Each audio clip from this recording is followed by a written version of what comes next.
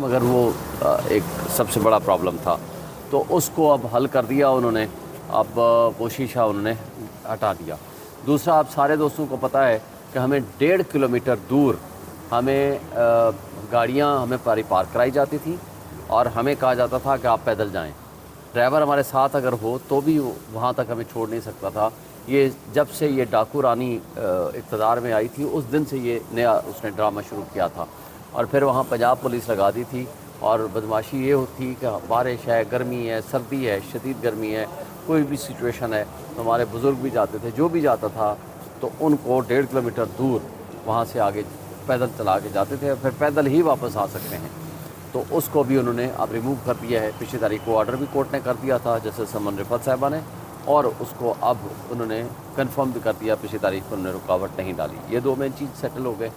तीसरी भी चीज़ें थी, कुछ के स्टेशनरी जाने की इजाज़त दें, हमारे डॉक्यूमेंट्स को ट्रेस ना करें, चेक ना करें, वो भी उन्होंने कहा जी हम सेटल कर देंगे। एक और चीज़ थी जिसमें वो हमारा 45 मिनट्स का टाइम होता है, तो अब कोर्ट ने कह दिया है कि अब उसके अंदर जब भी कोई विज़िटर जाएगा आप उसका टाइम नोट करेंगे कि इस वक्त अब टाइम शुरू हो गया है, और जब वापस आएगा उससे साइन कराएंगे कि आप इतना टाइम पे आप वापस आ रहे हैं।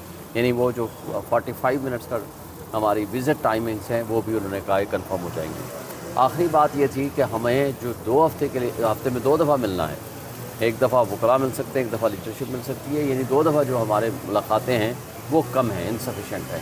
उन मुलाकातों को बढ़ाना चाहिए, उसके लिए इन्होंने डायरेक्शन दे दी है और वो उन्होंने हमारे साथ बैठना था। अभी तक कोई चीज़ फाइनलाइज उन्होंने नहीं की। उन्होंने कहा है कि जो कोर्ट डिसीजन करेगी, अब उन्होंने उसको फाइनली डिटर्मिन कर दिया है। कहा है कि आप डायरेक्शन दी है कि आप इनके साथ बैठ के SOP को इमरान खान साहब को भी शामिल करके उसको रिवाइज़ करें। जब तक वो फिर रिवाइज़ नहीं होती अगली तारीख पर उन्होंने कहा जी मुझे रिवाइज़ करके रिपोर्ट सबमिट करें। अब ये पोजीशन है उस केस की। दूसरा केस था जिसमें एक मेजर साहब और कर्नल साहब ISI के बैठे हुए हैं, वो तमाम कंट्रोल करते हैं जेल सुपरिटेंडेंट की अथॉरिटीज़ को। उसके हवाले से मिनिस्ट्री ऑफ डिफेंस और मिनिस्ट्री ऑफ इंटीरियर से रिपोर्ट मांगी गई थी। आज उन्होंने कहा जी हम जमा कराएंगे 2 दिन के अंदर। जब वो जमा हो जाएगी तो उसके बाद उसके ऊपर बहस होगी। अगला हफ्ता छोड़ के उससे अगले हफ्ते में फ़ाइनल आर्गूमेंट्स के लिए उस केस को रख दिया है। 2 केस हमारे थे, एक जस्टिस तारिक जहांगीर साहब के पास हमारी इलेक्शन ट्राइब्यूनल वाली, वो चूँकि स्टे आर्डर की वजह से वो चला गया है अगले बुध को। और जो हमारा जस्टिस सामिर फ़ारूक साहब के पास चल रहा है मेन केस, जिसके ऊपर जो ट्रांसफ़र एप्लीकेशन ली गई थी और ट्रांसफ़र एप्लीकेशन को डिसाइड कर दिया था इलेक्शन कमीशन ने। देखें, इलेक्शन कमीशन जराइम की आमाजगाह बना हुआ था, आपको पता है। अभी मेरे केस में बड़ी इंपॉर्टेंट सी बात है, फॉर्म बने हैं बाद में, यानी कंसोलिडेशन हुई है बाद में, वोटों की गिनती हुई है बाद में 12 तारीख को, लेकिन नोटिफिकेशन है 11 तारीख को। और 11 तारीख को ही इलेक्शन कमीशन ने स्टे दे दिया था कि फर्दर कंसोलिडेशन रोक दी जाए, और रिटर्निंग अफसर ने भी स्टे दे दिया था कि कंसोलिडेशन प्रोसेस इज पोस्टपोन्ड। अब सवाल ये है कि जब वोटों की गिनती शुरू नहीं हुई, फॉर्म 47, 48, 49 जारी नहीं हुए, तो आपने किस कैपेसिटी और किस तरह इलेक्शन कमीशन ने नोटिफिकेशन जारी कर दिया? ये सारा फ्रॉड, मिली भगत और बदनीयती नज़र आती है।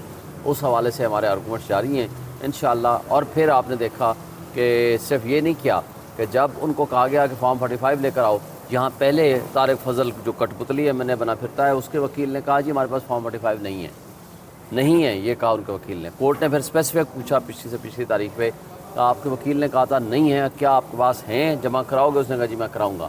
आपको पता है अभी तक फॉर्म 45 जमा नहीं कराए।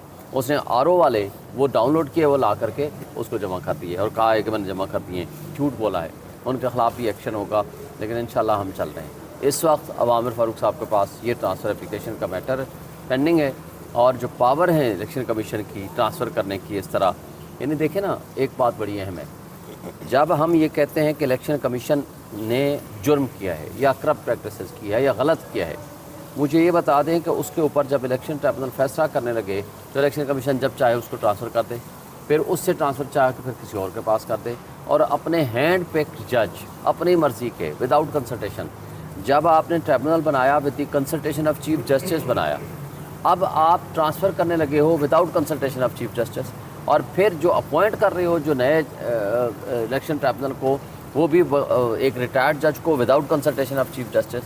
ये सारी बातें शो करती हैं कि ना सिर्फ ये बदनीयती पे मबनी है, बल्कि ये सिर्फ और सिर्फ अपने उस जुर्म को छुपाने के लिए, उस धांधली को छुपाने के लिए है जो उन्होंने ऑलरेडी कर रखी है, जिसमें इलेक्शन कमीशन है जिसमें वो करप्ट रिटर्निंग ऑफिसर है या वो जो कठपुतली एमएनए बना फिरता है, इन सब की मिली भगत है। इंशाअल्लाह ताला कल या परसों तक ये फैसला आ जाएगा। अच्छा शोएब शहीन साहब, ये बताइएगा कि मरियम नवाज़ ने कहा है कि 9 मई का सरगना इमरान खान ने आखिरकार इतराफ़ जुर्म कर लिया, तो खान साहब ने 9 मई का इतराफ़ जुर्म कर लिया, इसका मतलब? पहली बात तो यह है कि किसी ने कोई इतराफ़ जुर्म नहीं किया, मुजरिम तो वो खुद है डाकू रानी। मुझे उसको बता दो पहले तो तुम्हारी लेजिटिमेसी क्या है। तुम अपने फॉर्म 45 लेकर आओ, तुम जीती हुई हो। उसके आपको पता है ना, पटन की लेटेस्ट रिपोर्ट ये है कि वो फॉर्म जो झूठे बना के इन्होंने लगाए थे अब उसको भी चेंज कर दिए हैं।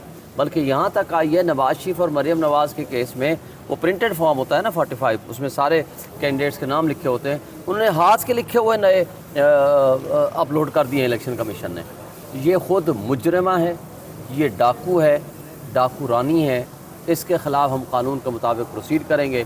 9 मई के ड्रामा ये एस्टेब्लिशमेंट और पीडीएम की मिली भगत थी। क्यों कि इन्होंने पार्टी को डिसमेंटल करना था, एक बहाना बनाना था इलेक्शन से भागने का।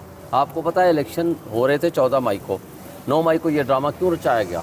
देखें, हम वो लोग हैं ना, हमने कहा है, इमरान खान ने कहा है पिछले 14 महीने से कि जनाब इलेक्शन कमीशन जुडिशल कमीशन बनाओ, क्यों नहीं बना रहे? देखें ना, अगर जुडिशल कमीशन बन जाता, मुझे बता दें कि वो सारा सच सामने आ जाता। फिर दूसरी बात, मैं तो पहले भी कह चुका हूँ कि 9 मई के वो ज़िम्मेदारान हैं जिन्होंने 9 फरवरी को ये इलेक्शन चुराया।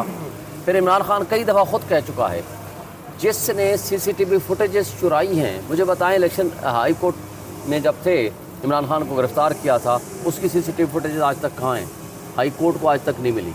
कौन ज़िम्मेदार है, किसने उठाया था, ये सब आपके सामने है।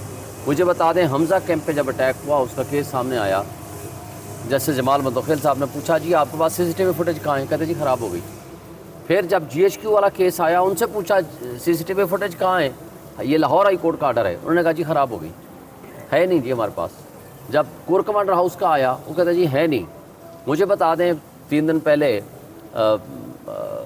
DGISPR ने कहा जी हमारी एक प्रोसीजर होता है, हम पहले रोकते हैं, फिर वार्निंग देते हैं, फिर एरियल फायरिंग करते हैं। तो कोर कमांडर हाउस में मुझे बताएं 2 बजे से कहते हैं कि जी शुरू हुए एक जुलूस आया जी 150 बंदे का या 200 बंदे का, 150-200 बंदे का जुलूस आता है और रात को 8 बजे तक पहुंचता है। रास्ते में किसी जगह ना पुलिस है, ना मैजिस्ट्रेट है, ना एक सिंगल पुलिस वाला वहाँ मौजूद है, और ना ही इनकी तरफ से वार्निंग है, ना ही वो सीसीटीवी फुटेज पेश की गई, ना एरियल हवाई फायरिंग है ताकि लोग भाग जाएँ। ये क्या था? ये सारा ड्रामा अगर जिस वक्त खुलेगा आपको सच सामने आ जाएगा। यही तो हम कहते हैं कि उसका जुडिशल कमीशन बना लो। तो बात ये है कि ये सारी चीज़ें जो कुछ सामने आ रही हैं, ये बिल आखिर खुरा जा कर निकलेगा नवाज शरीफ और उसकी फैमिली तक।